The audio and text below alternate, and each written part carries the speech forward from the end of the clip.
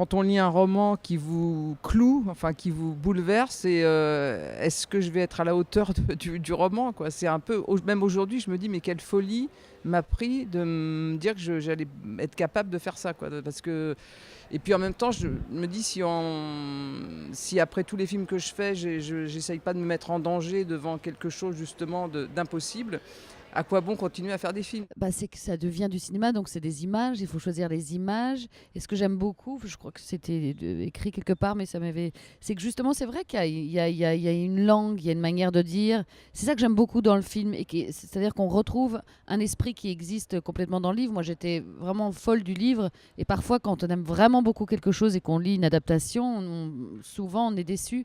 Et je ne l'étais pas du tout, ni par ce que Catherine avait décidé de garder, ce qu'elle avait décidé d'enlever.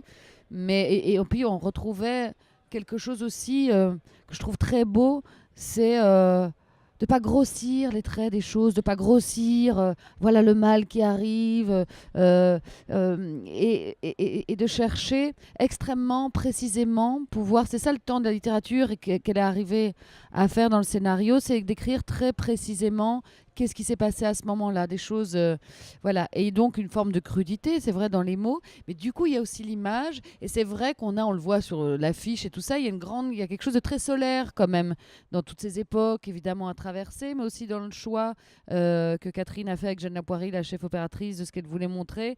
Donc quelque chose qui n'est pas que âpre, ça c'est les costumes, c'est aussi ce que nous on essayait de faire. Enfin voilà, c'est un ensemble de choses. Et sur nos personnages, bon bah moi, Rachel, c'est à la fois le produit de cette époque-là et de sa classe sociale, c'est-à-dire une femme qui a 20 ans à la fin des années 50 ou 25 ans à la fin des années 50, qui est d'origine juive et de famille très modeste, voire même pauvre. À la fois c'est complètement ça, et à la fois c'est déjà autre chose, c'est-à-dire que c'est une femme qui a un élan, une volonté de ne pas subir le même sort que toutes. En fait, c'est une espèce de chose prédestinée qui a en elle tous les arguments pour avoir une vie beaucoup plus libre, beaucoup plus riche que tout ça. C'est pour ça qu'elle est séduite par Philippe. On peut croire qu'il s'émancipe au départ de sa classe. Il a une indépendance d'esprit, une certaine liberté. Il est fan de Nietzsche, tout ça.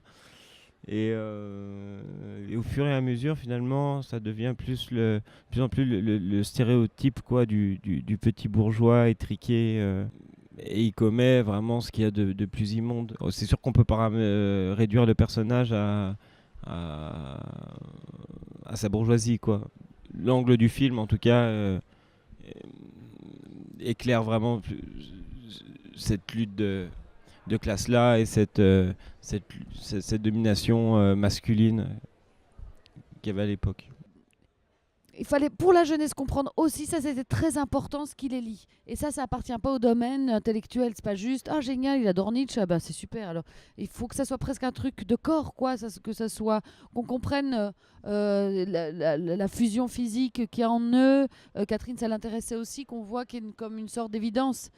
Parce que le film pose aussi la question de est-ce qu'on a vraiment le choix dans l'existence, et que quand on tombe amoureuse, il y a comme un filtre, quoi. On peut se dire, ah non, en fait, il me fait du mal, j'arrête. Non, c'est pas si simple, c'est pas aussi simple. À partir du moment où c'est joué, à partir du moment où ce n'est pas que des mots, que ce n'est pas que des intentions, eh bien, évidemment, l'humain rend, j'allais dire, la chose finalement plus vivante, plus réelle, plus vraie, peut-être plus douce à un endroit, et que la cruauté, c'est pas que lâcher des mots, c'est aussi c'est qu'on vit ce qu'on ressent. Donc il y a quelque chose qui est plus proche du sentiment, qui est quelque chose qui est plus proche d'une vibration, quoi, qui est moins intellectuel que dans un roman.